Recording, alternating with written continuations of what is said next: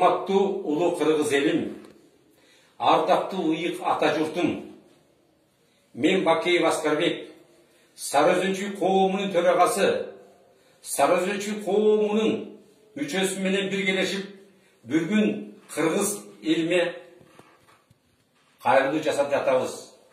Биринчи кайрылуубуз биздин президентибиз Сооронбай Шарыповичке өткөн мезгилдин саясий курмандыгы болгон чыгаан балдарга, Жанабакта жаткан Садыр Жапаровго амнистия беришин суранабыз. Казыр көпчүлүк жерде жакшылык жамандыкта эки сөздүн бири эле Садыр Жапаров жөнүндө эмне себептен бийлик чыгарбай жатат деген суроо туюлуп атат. Бул бүдөмүктү жок кылыш үчүн урматтуу президент Садыр Жапаровду тез арада чыгарыш керек. Болбосо эл бул бийликтин бир мандеми болуш керек. Эгер мандеми болбосо капкачан чыгармак деп.